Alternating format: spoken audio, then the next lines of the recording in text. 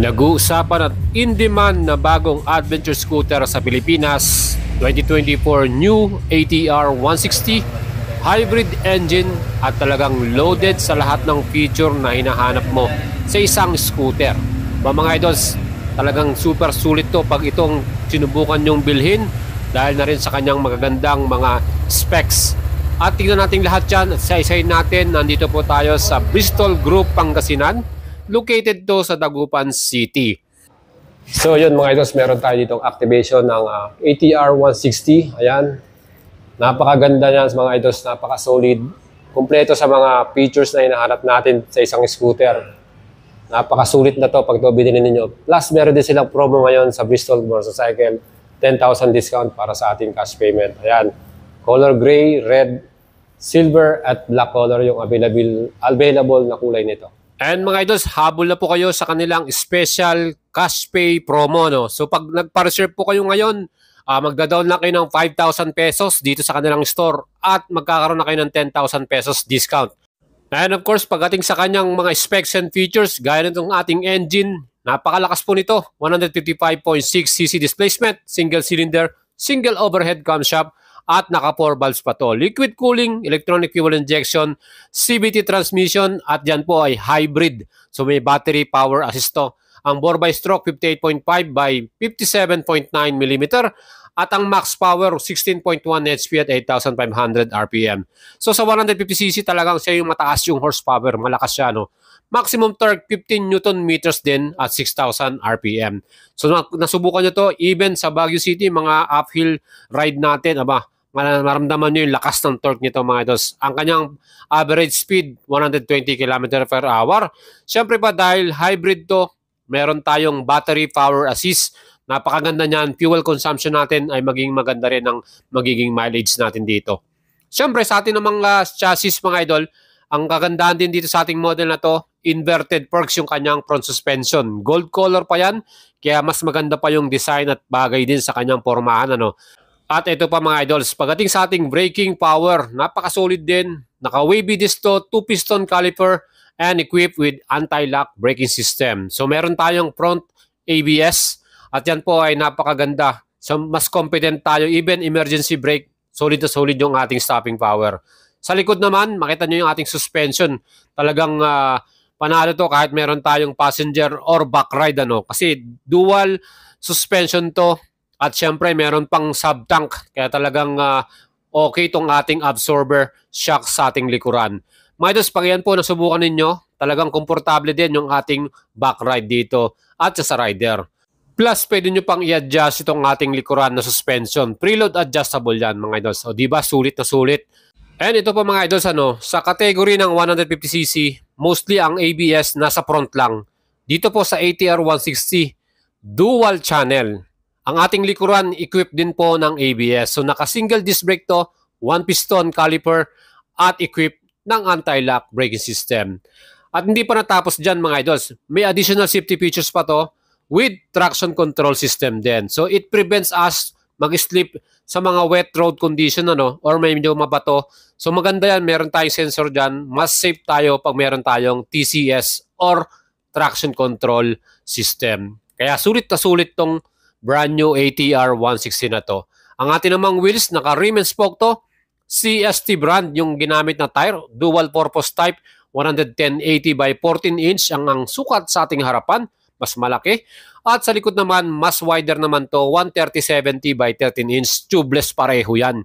Harap at likod natin mga idols. Kaya ang tindigan nitong ating brand new scooter na to ay talagang panalo. Well, para naman sa ating wheelbase, ang sukat ito 1,325 mm naman mga idol. At ang kagandahan dyan, yan po ay merong ground clearance sa 165 mm. Mataas yung ground clearance nito. Yun ang the best sa ating bagong scooter na to. Plus, ang total weight ito, 132 kg. So, napakaganda rin at kayang-kaya din ng mga riders natin diyang mga Pilipino kasi nga, sakto lang yung weight niyan. Siyempre, ang isang katanungan dito, yung sukat ng ating seat height, 770 mm. Kahit average rider natin, 5'4", 5'5", kaya nyo pong i-ride ito. At ang forma din ng ating seat cover, naka two-tone siya. At kita naman po nyo makapal din yung foam. So komportable tayo kahit long rides pa yung puntahan natin. Ayan, no? At isa pang the best dito yung luggage compartment natin. So meron din Hindi ka na tayong mahihirapan maglalagyan maglagay ng ng mga gamit mo kasi personal may belongings stopper siya. natin dyan, yung mga jacket natin, yung water bottle natin, pwede nating iwan dyan.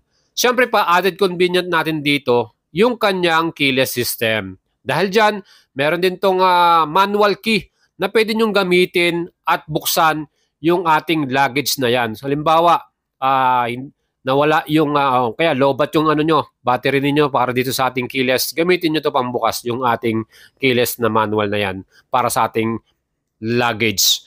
Mga idol, siyempre naka-keyless system tayo, nandyan na rin katabi yung bukasan ng ating upuan at itong ating fuel tank. So yung volume or capacity nito, 8 liters ang total niyan. At may fuel consumption to na 45 km per liter as average. So malayo-layo na rin yung mararating natin, o diba? So marami rin tayo may kakargang gas para dito. So meron ding dalawang compartment dyan sa front, left and right. Sa ating right side, nandyan yung ating USB charger. Ready na yan, Type A, Type C. So yung mga switches din natin, madali na din siyang kabisaduhin. Nandyan yung pass switch sa left side, yung ating pinaka-signal button at yung ating busina. Plus, isa pang nagustuhan natin dito, yung kanyang colored TFT panel. Nakita nyo yan? So, may animation siya. Ang ganda rin. And syempre, visible yan kahit anong oras tayo nag-rides. Kasi nga, may ambient to eh. Pwede nating palitan ng black or white ambient niya. So, yan po yung kagandahan din dyan. So, meron din tayong hazard light dito. So, makikita nyo dun sa ating right handlebar. Plus, meron din tong equip na stop and start system. So pag naka-stop tayo sa traffic light, mamamatay yung engine natin. Pag naka-enable yan or naka-engage yan. Kita na yung ating exhaust sound, quality rin po para dito. So mga idols natin, itong TFT display natin, meron tong phone mirror connection. So pag pinindot nyo dyan, meron yung QR code. At pwede nyo i-download yung app na yon, i-scan nyo lang at makapag-connect na kayo sa ating cellphone. Pwede kayong manood dito sa ating TFT display natin ng mga YouTube natin or kung may pinapanood kayo habang nag-rides. Pero siyempre, better yan habang nakahinto tayo pag nanonood tayo sa ating display. So yan po mga idols, yung ating phone mirror connection ay napakaganda. Plus meron din tong voltmeter. So yung pong voltmeter naman, yung ating consumption ng ating battery, makikita natin yan kung medyo lobat na ba o kailangan na nating i-charge ulit. Yan po yung advantage at mga convenient para sa ating mga riders dito sa ating brand new ATR 160. So ito wala tong kill switch on and off. Pero ito meron tong side stand cut-off switch. So gagamitin mong yung inyong side stand, i-tiklop nyo lang, i-open nyo lang kung gusto nyong patay yung engine. So sa ating mga idols, pag tumigil ka, siyempre wala siyang kill-off switch, i-side stand mo lang, mamamatay na yung engine ito. Yun po yung advantage niyan. Plus yung mga ilaw natin, napakaganda ng design. Plus very visible tayo dahil LED. Yung ating headlight nga, sabi ko nga sa inyo, projector light yan. Napakalinaw nyo, lalo sa gabi. Manually adjustable din yung windscreen natin. Kaya perfect din, So itong ating bagong ATR 160, ang kanyang SRP ay 159,900 pesos. And pwede po kayo magpa-reserve ng inyong unit. Meron kayong discount promo ng 10,000 pesos. Kaya mababayaran nyo lang 149,900. All-in down payment naman 56,000 at 7,600 yung ating monthly payment for 3 years. At kung magpa-reserve kayo, mag-down lang kayo ng 5,000 pesos para nakalista na kayo at may order na kayo ng bagong unit. Ang expected delivery ay month of June daw. Meron na ulit mga bagong ATR 160.